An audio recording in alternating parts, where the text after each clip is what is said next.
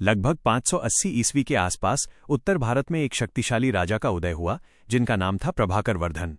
वे थानेसर के राजा थे और वर्धन वंश के सबसे महत्वपूर्ण शासकों में से एक माने जाते हैं। उस समय उत्तर भारत में हूणों का खतरा लगातार बना हुआ था, लेकिन प्रभाकर वर्धन ने अपने साहस और युद्ध कौशल से कई बार हूणों को पराजित किया। इसी कारण उन्हें कई इतिहासकार हूणों का शेर भी कहते हैं। प्रभाकर वर्धन का शासन लगभग 580 से 605 ईस्वी तक चला। उन्होंने अपने राज्य को मजबूत बनाया और अपने पुत्रों को भी शासन और युद्ध की शिक्षा दी। लेकिन 605 ईस्वी में प्रभाकर वर्धन की मृत्यु के बाद राज्य में संकट आ गया। कुछ समय बाद उनके बड़े पुत्र राज्यवर्धन की हत्या कर दी गई। इसी कठिन समय में प्रभाकर वर्धन के छोटे पुत्र हर्षवर्धन ने इतिहास में प्रवेश किया। साल 606 ईस्वी में केवल 16 वर्ष की आयु में हर्षवर्धन थानेसर और कन्नौज के राजा बने। हर्षवर्धन बहुत ही बुद्धिमान, साहसी और दयालु शासक थे। धीरे धीरे उन्होंने उत्तर भारत के कई राज्यों को अपने साम्राज्य में मिला लिया। उनके शासनकाल में कन्नौज भारत का सबसे समृद्ध और शक्तिशाली नगर बन गया। हर्षवर्धन केवल एक महान योद्धा ही नहीं थे, बल्कि वे कला और साहित्य के भी बड़े संरक्षक थे। उन्होंने संस्कृत में नागानंद, रत्नावली और प्रियदर्शिका जैसे प्रसिद्ध नाटक भी लिखे। उनके शासनकाल में चीन से एक प्रसिद्ध यात्री हुएनसांग भारत आया। उसने अपने लेखों में हर्षवर्धन के राज्य की समृद्धि और व्यवस्था की बहुत प्रशंसा की।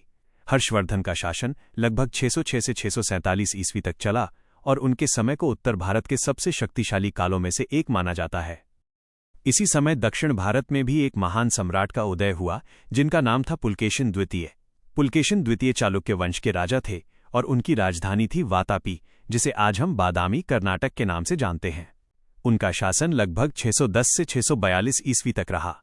पुलकेशिन द्वितीय एक महान योद्धा और रणनीतिकार माने जाते थे। उन्होंने दक्षिण भारत के कई राज्यों को जीतकर एक विशाल साम्राज्य स्थापित किया। इतिहास की सबसे प्रसिद्ध घटनाओं में से एक तब हुई जब हर्षवर्धन ने दक्षिण भारत की ओर अपना साम्राज्य बढ़ाने की कोशिश की, लेकिन नर्मदा नदी के पास पुलकेशिन द्वितीय ने हर्षवर्धन की सेना को रोक दिया और उन्हें आगे बढ़ने नहीं दिया। यह घटना उत्तर और दक्षिण भारत के इतिहास में एक महत्वपूर्ण मोड़ मानी जाती है। पुलकेशिन द्वितीय के समय में कला, व्यापार और मंदिर वास्तुकला का भी बहुत विकास हुआ। लेकिन उनके बाद चालुक्य साम्राज्य कुछ समय के लिए कमजोर हो गया। फिर इतिहास में एक और शक्तिशाली राजा आए जिनका नाम था विक्रमादित्य प्रथम। विक्रमादित्य प्रथम पुलकेशिन द्वितीय के पुत्र थे और उन्होंने लगभग 655 से 680 ईस्वी तक शासन किया। जब उन्होंने सिंहासन संभाला तब चालुक्य साम्राज्य को कई दुश्मनों से खतरा था, लेकिन विक्रमादित्य प्रथम ने अपनी वीरता और रणनीति से राज्य को फिर से मजबूत बनाया। उन्होंने पल्लवों के खिलाफ कई युद्ध जीते और अंततः वातापी शहर को वापस अपने अधिकार में ले लिया। इस विजय ने चालुक्य साम्राज्य की शक्ति को फिर से स्थापित कर दिया। इस तरह प्रभाकर वर्धन, हर्षवर्धन, पुलकेशिन द्वितीय और विक्रमादित्य प्रथम जैसे महान शासकों ने अपने साहस, बुद्धिमत्ता और नेतृत्व से भारतीय इतिहास को एक नई दिशा दी।